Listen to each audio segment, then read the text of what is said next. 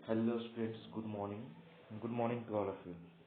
आज हम लोग यहाँ पे सोर्सेस ऑफ एनर्जी जो क्लास 10 का चैप्टर है, और ये जो चैप्टर है आपका, ये ऐसा है कि आउट ऑफ सिलेबस है आपका। हमारा एग्जाम के पॉइंट ऑफ व्यू से इम्पोर्टेंट नहीं है, बट आप अगर देखें तो नॉलेज के पॉइंट ऑफ व्यू से, मीन्स आप इंफॉर्मेशनल वीडियो की तरह से आप इसको अगर देखना चाहें तो ये बहुत ही इम्पोर्टेंट है आपके लिए।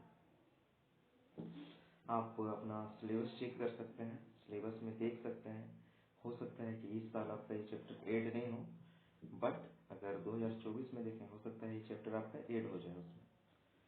तो इसको आप देख लीजिए, जो बच्चे अगले साल के लिए प्रिपरेशन कर रहे हैं, मीन्स 2025 के लिए, तो उनके लिए इम्पोर्टेंट हो जाएगा, राइट।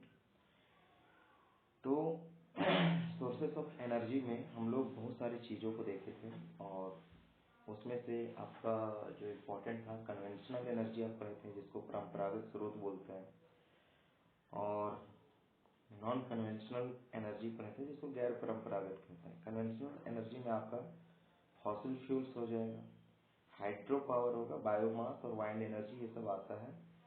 और अगर बात करें कि नॉन कन्वेंशनल एनर्जी में क्या है, तो इसमें वो सारी चीज़ें हैं एनर्जी के सोर्स, जिसको आप टेक्नोलॉजी के माध्यम से आप उसका इस्तेमाल कर सकते हैं, है ना। ये सारे यहाँ पे आप ये इस तरह से है, जैसे हो जाता है आपका सोलर एनर्जी, और अगर इसके बाद बात किया जाए तो जियोथर्मल एनर्जी, और जियोथर्मल एनर्जी के बाद अगर आगे बात किया जाए तो इसी में आ जाता है आपका ocean thermal energy, means ocean से रिलेटेड है ये। और आगे अगर बात करें तो ओशियन से ही रिलेटेड और भी चीज़ें हैं, जिसको आप यहाँ टाइडल एनर्जी बोलते हो, वेव एनर्जी बोलते हो, और ये दोनों चीज़ें जो है आपके ओशियन से ही रिलेटेड है, राइट। और रिन्यूएबल एनर्जी, रीन्यूएबल एनर्जी और नॉन रिन्यूएबल एनर्जी, ये दोनों चीज़ें, ये सभी चीज़ों को हम लोगों ने देखा था। और नीड ऑफ एनर्जी इसमें इम्पोर्टेंट है कि नीड ऑफ एनर्जी क्या है आपका, कि हम लोग एनर्जी का इस्तेमाल कहाँ करते हैं, किस तरह से इम्पोर्टेंट है हमारे लिए, उस पॉइंट ऑफ व्यू से यहाँ इम्पोर्टेंट हो जाता है। और गुड सोर्स ऑफ एनर्जी क्या होते हैं, जैसे गुड सोर्स अगर देखा जाए तो चीप और इजीली अवेलेबल हो, और एक यूनिट अगर ले लो आप, 1 kg कोई भी फ्यूल लेते हो, जो सबसे अच्छा हीट प्रोड्यूस करेगा वो गुड सोर्स होगा 1 kg में, है ना, एक यूनिट पे अगर देखा जाए तो। और इसको जो है आपका इजी टू स्टोर होता है, स्टोर करना बहुत ही इजी है। नेक्स्ट इसी में है कि सेफ टू हैंडल, यूज करना भी आसान हो, और इन्वायरमेंटल पॉल्यूशन ना करे, do not cause environmental pollution, और इस तरह से ये चीजें आपके सामने हो जाती हैं जी। तो इस तरह से यहाँ चीजें हो जाती हैं आपके सामने। फ्यूल्स क्या होता है, कैरेक्टरिस्टिक्स ऑफ फ्यूल क्या है, और गुड फ्यूल क्या होता है, ये सारी चीजें आप देखे थे। गुड फ्यूल में अगर बात करें तो इग्निशन टेम्परेचर प्रॉपर होना चाहिए। इग्निशन टेम्परेचर वो टेम्परेचर होता है जिस टेम्परेचर पे कोई भी सब्सटेंस जो है जलना चालू हो जाता है। चीप हो, इजीली अवेलेबल हो, और इजी टू हैंडल हो, सेफ टू ट्रांसपोर्ट हो, एक जगह से दूसरी जगह ले जाना आसान हो अन्य सोर्सेस ऑफ एनर्जी के मुकाबले, इसको रखना आसान हो, और स्मूथली बर्न करे, ये सारी चीजें देखे थे। इसी में नेक्स्ट था आपका फॉसिल फ्यूल, देखे थे आप कि फॉसिल फ्यूल क्या होता है, थर्मल पावर प्लांट भी देखे हैं। नेक्स्ट आ जाता है इसमें हाइड्रो पावर प्लांट, जो कि आज का आपका टॉपिक है, हाइड्रो पावर प्लांट। ठीक है, तो चलिए इसको हम लोग देखते हैं, स्टार्ट करते हैं। तो यहाँ पे हाइड्रो पावर प्लांट, ये अगर देखो आप, तो हाइड्रो पावर प्लांट वो पावर प्लांट है जिसमें कि आपका पोटेंशियल एनर्जी को इलेक्ट्रिकल एनर्जी में कन्वर्ट किया जाता है। पोटेंशियल एनर्जी, पोटेंशियल, तो यहाँ पे थर्मल पावर प्लांट वो पावर प्लांट है जिसमें होता क्या है कि पोटेंशियल एनर्जी को, है ना, उसको इलेक्ट्रिक एनर्जी में कन्वर्ट करना होता है। किसकी मदद से, फॉलिंग ऑफ वाटर की मदद से, है ना, फॉलिंग ऑफ वाटर की मदद से पोटेंशियल एनर्जी को हम लोग, है ना, इलेक्ट्रिकल एनर्जी में कन्वर्ट करते हैं। पोटेंशियल एनर्जी, एनर्जी को किस में कन्वर्ट कर रहे हैं? इलेक्ट्रिकल एनर्जी में, राइट। किस में? इलेक्ट्रिकल। ये जो इलेक्ट्रिकल एनर्जी में कन्वर्ट होता है, ठीक है। देखिए दो चीजें हैं, आप समझिएगा यहाँ पे। इसको हम लोग हाइड्रो पावर प्लांट कहते हैं, और ये जो है हाइड्रो पावर प्लांट कैसे बनता है? डैम के बनाने से, है ना। कैसे? डैम बनाना बहुत जरूरी है, डैम बनाना बहुत जरूरी है। बिना डैम बनाए हुए आप हाइड्रो पावर प्लांट नहीं बना सकते हो, क्योंकि पानी को एक बहुत ही हाई अमाउंट में, मतलब हाई अमाउंट नहीं रहेगा बट प्रेशर ज्यादा होना चाहिए। प्रेशर कब ज्यादा होगा पानी का? जब ऊपर से बहुत ज्यादा प्रेशर बनेगा, तब नीचे से प्रेशर, पानी का जो बहाव है वो बहुत ही ज्यादा होगा, राइट। मीन्स जितना ज्यादा प्रेशर रहेगा नीचे से पानी उतना ही तेज फ्लो करेगा, और उतना ही ज्यादा पोटेंशियल एनर्जी भी जनरेट होगा, और तभी इलेक्ट्रिसिटी मीन्स टरबाइन जो होता है, उसी फ्लो ऑफ वाटर के कारण क्या होता है? टरबाइन घूमता है, और तब जाके क्या होता है? इलेक्ट्रिसिटी जनरेट होता है, राइट। तो इस तरीके से आप यहाँ देख सकते हो कि अगर कहा जाए तो around 25% of our country energy requirement met by hydro power plant. हमारे देश में अगर देखा जाए, इंडिया में, कि 25% जो इलेक्ट्रिसिटी जनरेट होता है वो इसी डैम के कारण ही जनरेट होता है, डैम के कारण ही। मीन्स अगर बात किया जाए तो ये हाइड्रो पावर प्लांट है, इसी के कारण ही। हाइड्रो का मतलब ही वाटर होता है, हाइड्रो का मतलब क्या होता है? वाटर। हाइड्रो का मतलब होता है वाटर, ठीक है ना। और डैम बनाया जाता है पानी को रोकने के लिए, बट एक पॉइंट छोड़ा जाता है जहां से पानी जो है प्रॉपरली पूरा साल फ्लो होता रहे, और टरबाइन घूमता रहे पूरा साल, और पूरा साल जो है इलेक्ट्रिसिटी पैदा होता रहे, ठीक है। Means 24/7, right. और ये चीजें जो है हमारे कंट्री में अभी बात किया जाए इंडिया में, तो इंडिया में 25%, इंडिया में कितना परसेंट? 25%। और इसको क्रॉस करना बहुत जरूरी है, राइट। और ये एक तरह से देखा जाए तो ये इको फ्रेंडली होता है, पॉल्यूशन रहित होता है, पोल्यूशन रहित होता है, मीन्स पॉल्यूशन नहीं होता है, no pollution causes due to hydro power plant. But बहुत सारे डिसएडवांटेज हैं, वो हमें इसके देखने को मिलते हैं। तो सारे डिसएडवांटेज और एडवांटेज दोनों हम लोग देखेंगे। तो अगर बात किया जाए एडवांटेज का, तो चलिए हम लोग एडवांटेज देखते हैं इसका। तो एडवांटेज क्या है? यहाँ एडवांटेज लिख के आप इस तरह से डैश लिख सकते हो, एडवांटेज क्या है। तो एडवांटेज का बात किया जाए तो no environment pollution, no environment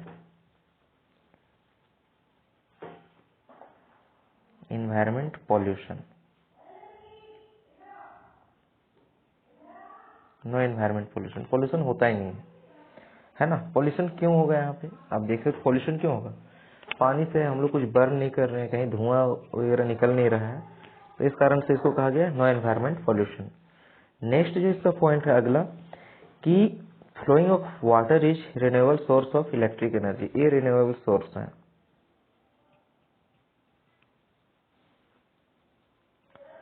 renewable source of energy, sources of energy, right. जो कि बहुत ही इंपॉर्टेंट है, रिन्यूएबल सोर्स ऑफ एनर्जी है। ये ज्यादा परेशानी होता नहीं है, मीन्स आप दोबारा से उस पोटेंशियल एनर्जी से आप मीन्स उसको इलेक्ट्रिकल एनर्जी में कन्वर्ट कर सकते हैं, ठीक है। एक चीज और क्या है यहाँ पे, तीसरा एडवांटेज ये है कि construction of dam prevent flooding of river. Means अगर कहीं डैम बनता है ना, डैम बनता है तो डैम से क्या होता है? फ्लड को हम लोग रोक सकते हैं, फ्लड को हम लोग क्या कर सकते हैं? रोक सकते हैं। वहाँ जो आसपास के गांव हैं वो फ्लड से उनको ही फायदा है। अगर फ्लड नहीं होगा तो पानी स्टोर रहेगा, और पानी स्टोर रहेगा तो वो चीजें जो है वो क्या इरिगेशन में हेल्पफुल होंगी, इरिगेशन में क्या होंगी? बहुत ज्यादा हेल्पफुल होंगी। इरिगेशन मतलब क्या होता है आपका? सिंचाई में। तो खेती बहुत ही अच्छा होता है। अगर आप देखो जहाँ डैम है उसके आसपास के रीजन में बहुत अच्छा खेती होता है, और जहाँ जहाँ वो रिवर फ्लो कर रहा है, जिस रीजन से वो क्रॉस कर रहा है रिवर, वहाँ भी इरिगेशन जो है मीन्स इरिगेशन का अगर साधन है तो वहाँ भी खेती जो है बहुत ही अच्छे तरीके से हो सकती है। नेक्स्ट इसमें आ जाता है अगला, डिसएडवांटेज है ना, डिसएडवांटेज जैसे हम लोग एडवांटेज देखें यहाँ पे 3 पॉइंट्स, उसी तरह से हम लोग को डिसएडवांटेज भी देखना है। तो डिसएडवांटेज क्या है, आइए हम लोग देखते हैं। तो स्टार देके आपको लिखना है डिसएडवांटेज।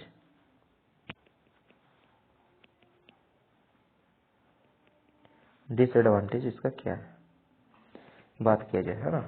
देखिए अगर हम लोग डैम बनाते हैं ना, अगर हम लोग डैम बनाते हैं तो बहुत ही मीन्स लार्ज एरिया में, लार्ज जो एग्रीकल्चर एरिया है उसको हम लोग को क्या देखा जाए तो जैसे यहाँ पे डैम बनाएंगे उसके आसपास का पूरा रीजन जो है वो पानी में डूब जाता है। ये थोड़ा सा इसका डिसएडवांटेज है।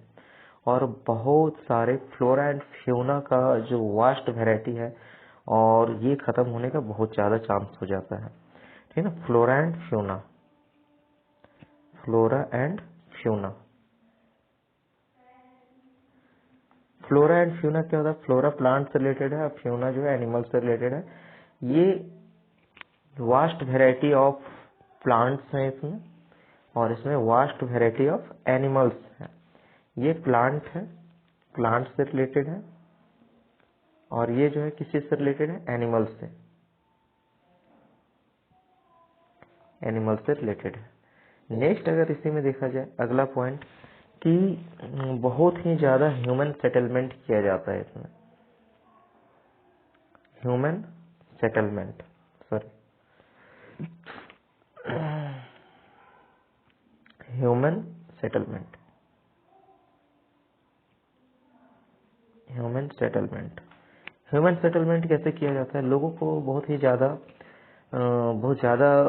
मीन्स नंबर ऑफ पीपल को विस्थापित किया जाता है, इसलिए ताकि डैम जब बने तो वहाँ का जो गांव है वो डूब भी सकता है। मान लीजिए कि फर्स्ट टाइम अगर डैम बन रहा है तो उसका परीक्षण करना भी बहुत जरूरी है। तो जहाँ से पानी फ्लो करेगा डैम के बाद और जहाँ पे पानी स्टोर होगा पूरा पूरा रीजन को हटाया जाता है वहाँ से, इसलिए ताकि ह्यूमन्स लाइफ को क्षति ना हो, ठीक है। तो ये इसका डिसएडवांटेज है, बहुत सारे ज्यादा अमाउंट में लोगों को हटाया जाता है। नेक्स्ट जो है अगला, इसमें लार्ज इकोसिस्टम जो है वो डिस्ट्रॉय हो जाते हैं, large ecosystem, large ecosystem destroyed, large ecosystem destroyed, large ecosystem जो होता है वो डिस्ट्रॉय हो जाता है, ठीक है। ये थोड़ा सा नहीं बहुत ही ज्यादा अब देखें तो हानि का विषय है। तो डैम बनाना एक तरह से जितना फायदा होता है स्टार्टिंग में उतना ही नुकसान होता है। एक बार नुकसान होता है और उसके बाद अगर 100 साल भी देखा जाए तो उसका फायदा ही है, 100 साल, ठीक है। तो बहुत ही आप अगर अपने आसपास के डैम को देखें तो 50 साल तो हो ही गया होगा, क्योंकि वो बहुत पुराने पुराने डैम्स हैं और इसकी लागत बहुत होते हैं डैम बनाने में, ये भी इसका एक मेन डिसएडवांटेज है। ठीक है, तो इसमें जो है आगे vegetation that submerge under water rot under the anaerobic condition and produce large amount of methane which greenhouse gas, जिसको ग्रीन हाउस गैस भी कहते हैं। बहुत सारे जो चीजें हैं, जैसे मान लीजिए कि यहाँ पे बहुत सारे प्लांट हैं, यहाँ बहुत सारे प्लांट हैं, अगर बात किया जाए तो यहाँ पे बहुत सारे एनिमल्स हैं और बहुत सारी चीजें हैं, मीन्स आप नेचुरल चीज समझ सकते हो। और यहाँ पे वाटर फ्लो करता है, राइट, वाटर क्या कर रहा है, फ्लो कर रहा है, तो ये पानी बह जाता है। मेरे को पानी को रोकना है, तो पानी को रोकने के लिए क्या करेंगे, यहाँ एक डैम बनाएंगे। पानी पूरा रुक गया, बट क्या हुआ, जितने भी प्लांट्स एंड एनिमल्स हैं वो सबमर्ज्ड हो गए, पानी में डूब गए। तो पानी में डूबने के बाद क्या होगा, यहाँ पे इनएरोबिक रिस्पिरेशन होगा। इनएरोबिक रिस्पिरेशन क्या होता है, इनएरोबिक रिस्पिरेशन इनएरोबिक कंडीशन, मीन्स यहाँ सड़े गलेगा वो भी ऑक्सीजन के अब्सेंस में। एंड एरोबिक, एनाएरोबिक कंडीशन, और एनारोबिक कंडीशन में अगर ये यहाँ पे चीज़ें डूब जाएंगी तो क्या होगा, बहुत सारा मात्रा में मीथेन गैस यहाँ से रिलीज होगा। इस CH4 जो है इसको मीथेन गैस बोलते हैं। क्या बोलते हैं? Methane gas. ये जो मीथेन गैस है ये ग्रीन हाउस गैस है, जो कि बहुत ही हानिकारक गैस है अगर इसका इस्तेमाल नहीं किया जाए तो। ठीक है, तो इसको इस्तेमाल करना बहुत जरूरी होता है। तो ये प्रॉब्लम है कि वेजिटेशन जो है वो सबमर्ज्ड हो जाएंगे और कहीं ना कहीं ग्रीन हाउस गैस जो आपका है ये इन्वायरमेंट को खराब करता है थोड़ा। ठीक है, बहुत ज़्यादा नहीं, थोड़ा बोले सिर्फ एक टाइम के लिए, है ना। एक टाइम में स्टार्टिंग में थोड़ा सा प्रॉब्लम है, बट आफ्टर डेट सब ठीक हो जाती है धीरे धीरे। क्योंकि अगर किसी चीज़ का बहुत ज़्यादा फायदा है तो उसका नुकसान भी होता है। ठीक है, तो नेक्स्ट अगला जो यहाँ पे अगर पॉइंट देखा जाए तो ये है कि यहाँ पे बहुत सारे लोग हैं और लोगों को हटाना बहुत ही टफ होता है। क्योंकि बहुत सारे लोग बोलेंगे नहीं हम यहाँ से नहीं हटेंगे क्योंकि मेरा कुछ यहाँ पे इमोशनल अटैचमेंट जुड़ा हुआ है, मेरे दादा परदादा यहीं खेती करते थे तो हम कहाँ जाएं, हमको भी इसी जमीन पे खेती करना, यहीं रहना सारा कुछ। तो ये थोड़ा सा इन लोगों का सेटिस्फेक्शन को दूर करना, इनको सेटिस्फाई करना बहुत ज़्यादा प्रॉब्लम का कारण होता है। तो इस कारण से भी देखा जाए तो ये भी एक डिसएडवांटेज है इसका कि डैम बनाने में बहुत बड़ा एरिया जो है वो लगता है और उस एरिया को भी अवेलेबल करना अपने आप में एक देखा जाए तो चैलेंजिंग होता है, राइट। तो इस कारण से अभी आप यहाँ पे दो चीज़ें देख चुके हैं, पहला था एडवांटेज और दूसरा था डिसएडवांटेज। दोनों सेंस में आप देखें कि एडवांटेज क्या होता है, डिसएडवांटेज क्या होता है, और एक तरह से ये आप एक तरह से इसको रिवीजन के फॉर्म में भी देख सकते हैं। तो ये जो चीज़ें थे आपके लिए बहुत ही इम्पोर्टेंट थी। और आगे जो आएगा यहाँ पे वो हम लोग को देखना है बायोगैस के बारे में, है ना। बायोगैस का एडवांटेज क्या है, और अगर देखा जाए तो इसका बहुत ही अच्छा एडवांटेज है जिससे आप यहाँ पे आप देखें यहाँ पे, और डिसएडवांटेज भी बहुत ज़्यादा है ना। यहाँ पे भी बायोगैस निकल रहा है, मीथेन गैस जो है बायोगैस ही है, लेकिन इसका डिसएडवांटेज भी है। ठीक है ना, डिसएडवांटेज भी है। तो इसको हम लोग को देखना है आगे बायोगैस क्या होता है, और चीज़ों को समझेंगे नेक्स्ट वीडियो में। तो आपको वीडियो को शेयर करना है, लाइक करना है, कमेंट करना है, अपने मित्रों के साथ में शेयर करेंगे, और मिलते हैं नेक्स्ट वीडियो में। तब तक के लिए बाय।